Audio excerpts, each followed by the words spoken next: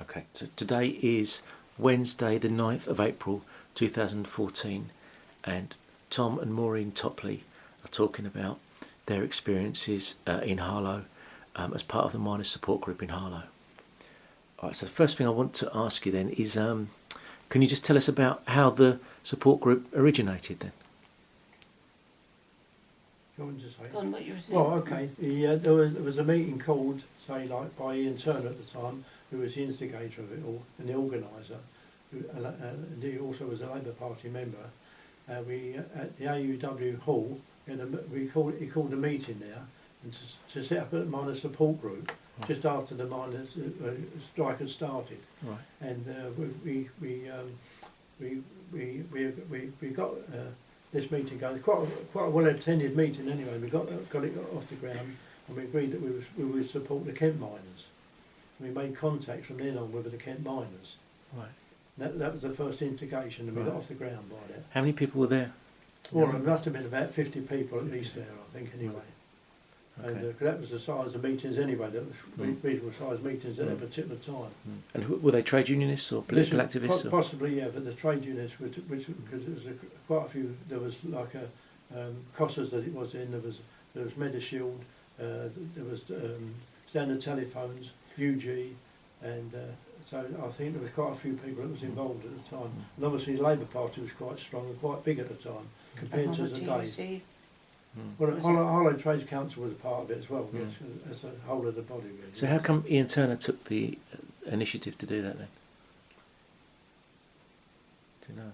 Well, I think he was like forward thinking anyway. I think, and I think he took the role because we needed to try and organise some support within the town as regards in the miners anyway. Because I think he realised at the time that they would need support. What Thatcher was up to. Apart from the miners themselves, other people had to get involved and give support. Was he secretary of the Trades Council? Was it like, through that he did it? He was on the Trades Council and all that Right. at the time. He was. Yeah, he was on the Trades Council at the time. Right, I see.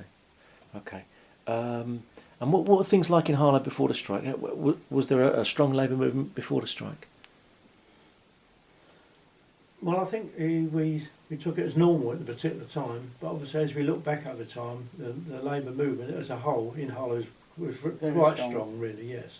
When you think of all the organisation within the town, trade union was quite strong, really, and so therefore the Labour movement had a background of strength, I would think, anyway. Okay. Comparing it to today. What were the factories all organised? Yeah, all the factories organised. I'm not saying they was all great organised, but they was all organised anyway. Not all the factories, but most of them was. Pitney Bowes certainly wasn't at the time, anyway. Right. They had a strike going back in the 60s, and for union recognition, they lost. Oh, I see. So there was one that they was always the same, but obviously they're gone today. So there's some justice there, I think. And you said about when the fascists came to Harlow, sometime before the strike. We think about 1981.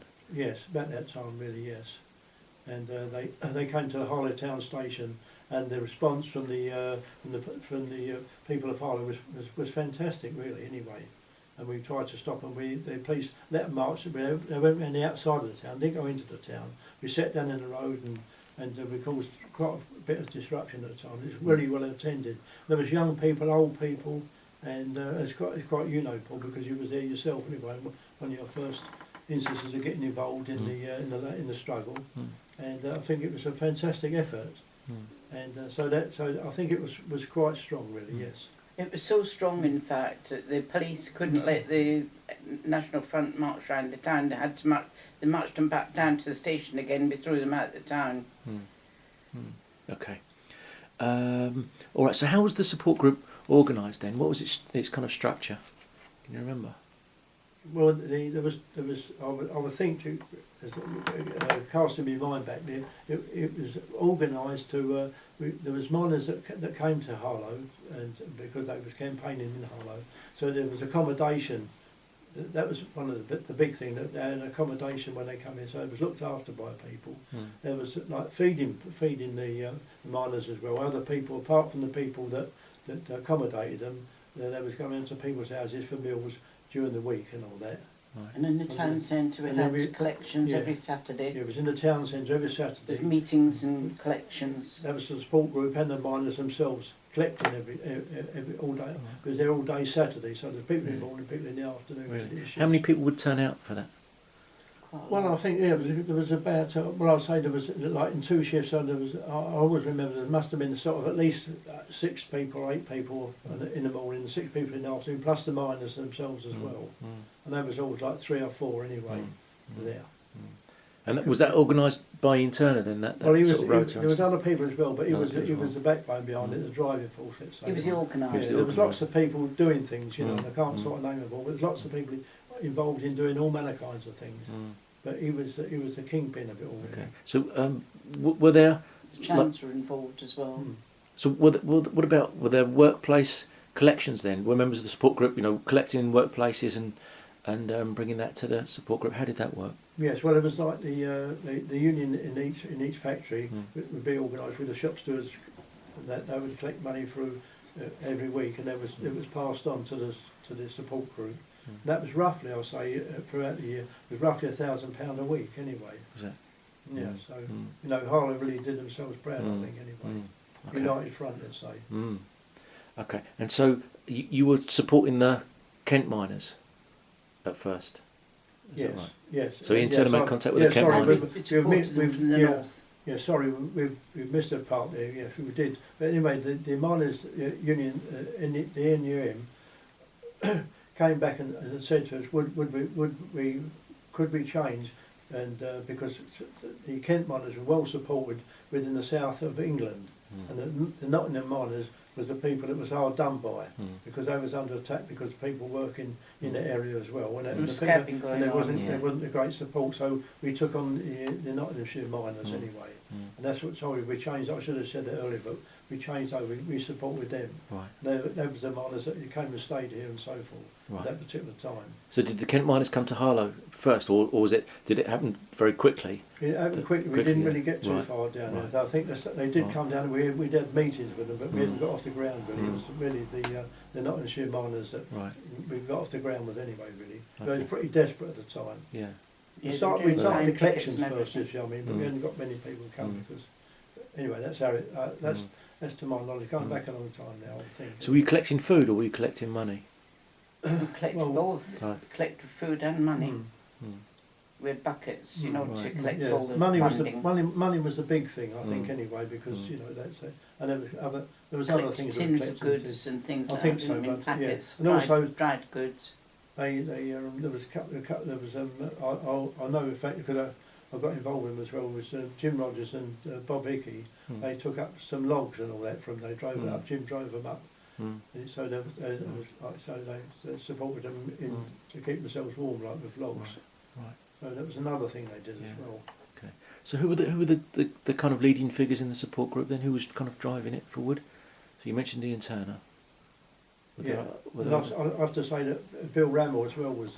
He did a lot of work at that time. He was always in the town. And I think all the union people and all the people that are around today really was all part. There was the Chans, weren't there? The Chans did a lot of work. And obviously we said Jim and Joan Rogers, and I've got to think there's other people in there. Jean was involved. Jean Clark was involved. They people around the corner. What was their name? Joan and Roy. Around the corner, they was involved. And Danny Purton was involved as well, the Trades Council. And what about them people in the square? Were they involved? That couple, you know, social worker and his wife, teacher. Were they involved? No. I can't think of any more Paul offhand at the moment. Right. There's so many people involved. I think anyway. Really, yes. Okay. They were from all over the town, really. Yeah. People were helping out from all over the town. Okay. And what was the extent of support, do you think, in the workplaces in the town? I mean, did it really go deep into workplaces, or was it just the union officials, or, you know, what do you think? Well, I think as I said, I did say about the money, so that it says something about, you know, whether there was good support, and obviously in the town as well. The collections went well. There wasn't many.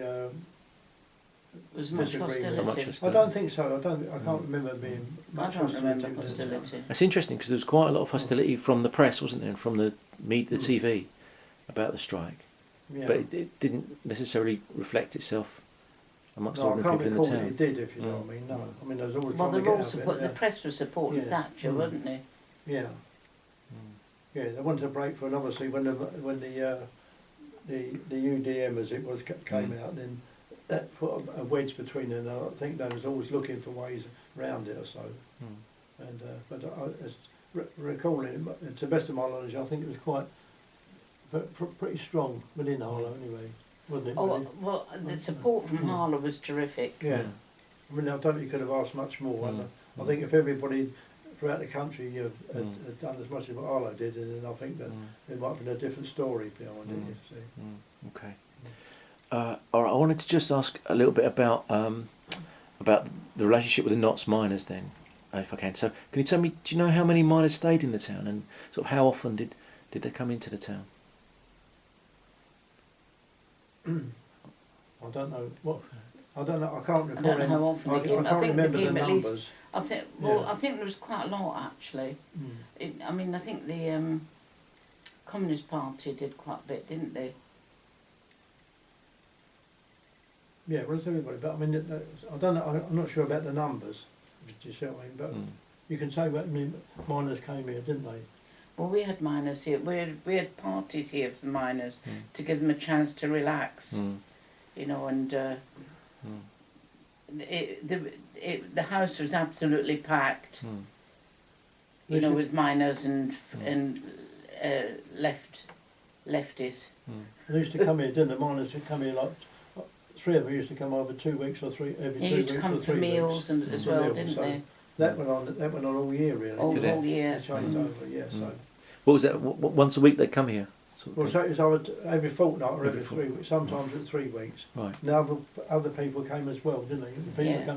We had some other people, didn't we? You can tell about the ladies that come from Yorkshire as well, didn't they? Yes, they did. They came here one night for Yeah, tea, they did. didn't they? Yeah, they did. There was half a dozen or so when they came. Yeah, there was. There was quite a few of them. And what were they from the Miners' Wives Support Group? The Miners' Wives Support Group. All right. Okay. So from Yorkshire, though, not from Nottinghamshire. I think that was from Yorkshire. Yeah, they come from Yorkshire. Do you know why that was? Do you know why? Why from Yorkshire rather than Nottinghamshire? No, I don't know, Paul. I can't tell you why they actually come here, but they came here anyway. Yes. All right. Okay. While their service down here, they came. They came round here one night. What were they fundraising, or were they going on a speaking tour, or do you know what they were doing? Well, I think what happened was they were invited down because the women's group of the Labour Party wanted to hear the wives, what was happening from the wives' point of view. You know, they've got committees, wives' committees going, and they've got the food kitchens, and they've got, they were just trying to come to learn how to speak to people as well, you know, because a lot of them had got no experience at all of union organisation or being active within a union. So a lot of them gained confidence and they learnt a lot, and they wanted to. We in Harlow wanted them to feel that they were welcome to come and speak to us, and we learnt a lot from them. What was, you know, how their confidence was growing through the struggle, and it gave them the impetus to go and speak to other meetings all around the country, really. A lot of them went into politics as well after that, after the end of the strike. What was the role of women locally in the local support group? Sorry. What was the role of women locally? The role of women locally? In the local support group? Oh, well, we were involved in the Labour Party. It was all sort of Labour Party. We were in the SWP as well then, weren't we? Or the IS. I just said to Paul. But the women's, yeah, go on. Well, I've just said that if the miners were being fed, a lot of the women was involved in feeding them, weren't they? Yeah, Getting they the dinner, were. like you did. I mean, you could That's say right. that if they came here, who cooked the dinner? You cooked some dinner for them. Yes, didn't you? I did. didn't do Yes, it. I did. No, that's No, right. So there was that's. The women were that was supporting the women. involvement, Yeah, you cooked the dinners. That's all I can say. Yeah. I went to the town collecting money and so forth. And Barbara Kerr was involved as well, so was Yeah. Hugh Kerr. They were all involved. Sue Lambert, Yeah. Dave Lambert, Chris, and who was that chap? Labour Party man. Do you remember who I mean? Before she Yeah. married Dave No, Lambert. I don't know. Anyway, there So- was so lots of people. There was a Labour Party women's group, was there, locally? Was that active? Don't remember a Labour Party women's group. Oh, No. I thought you just said there was. I think, at the, was it, it was an AGM, or was it I think it was an AGM.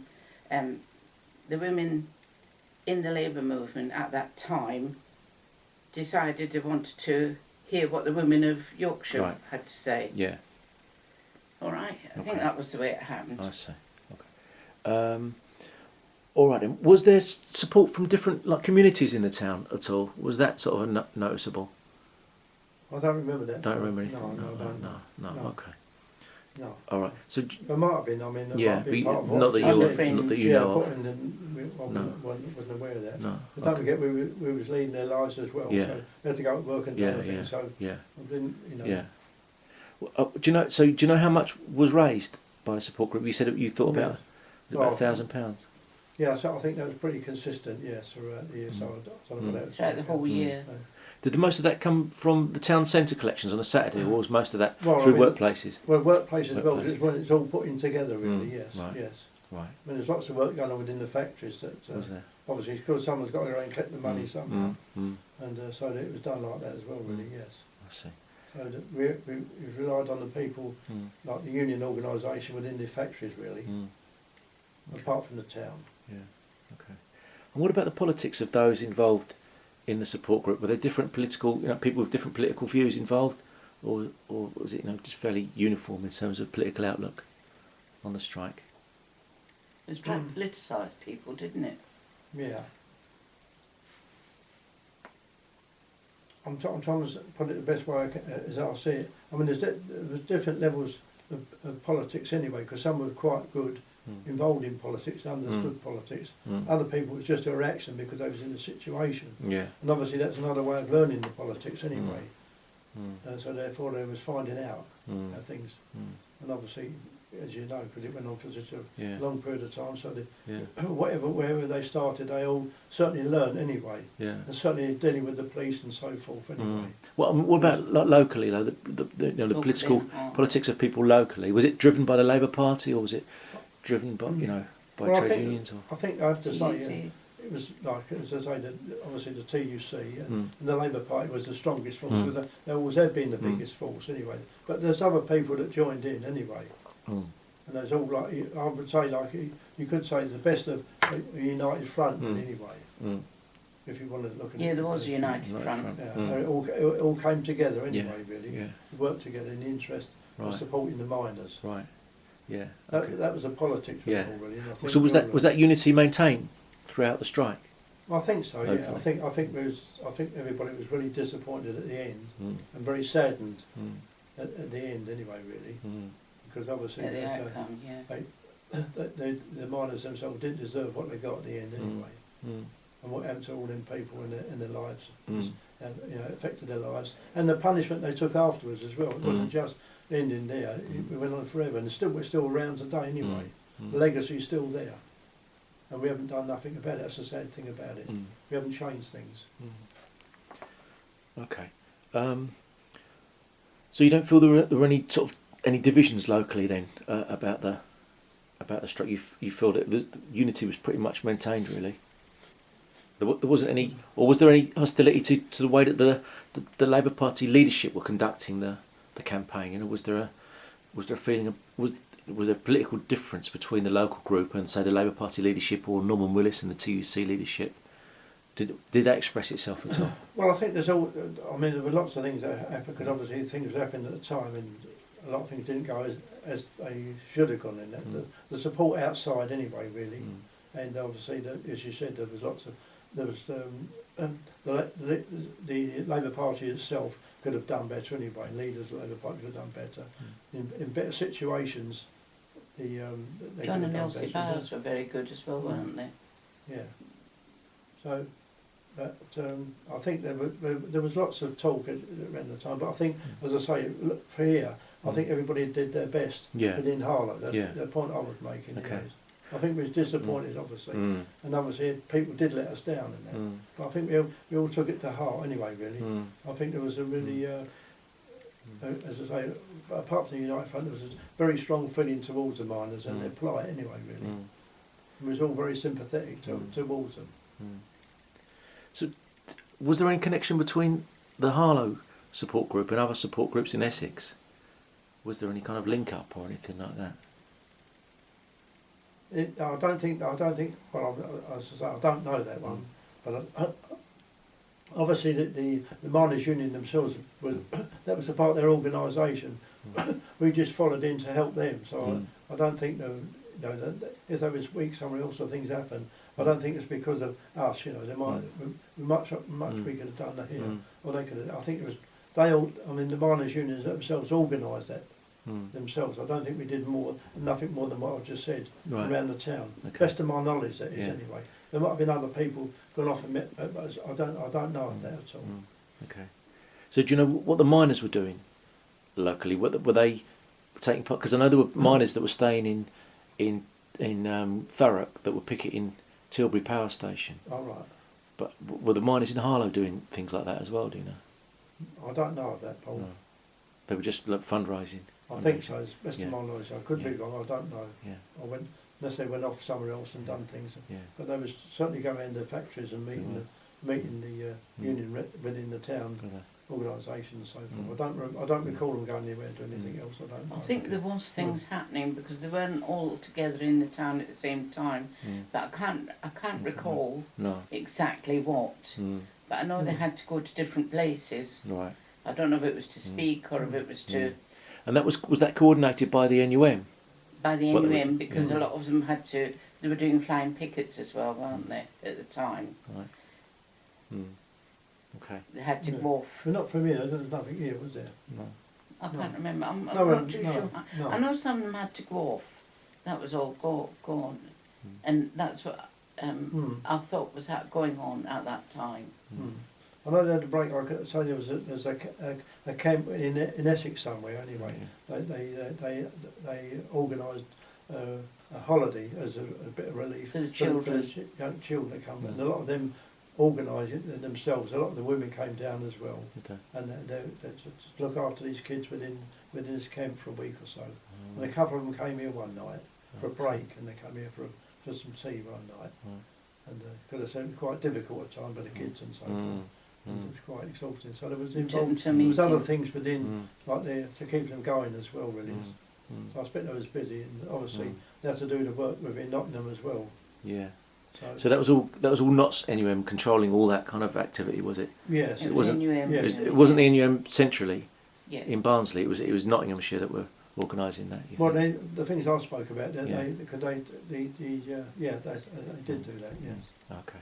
Did you notice any difference in the amount of miners coming down into Essex, like as the length of time went on? Did it seem as though, or did the amount of miners coming to Essex, did it peter out? Did it trickle off?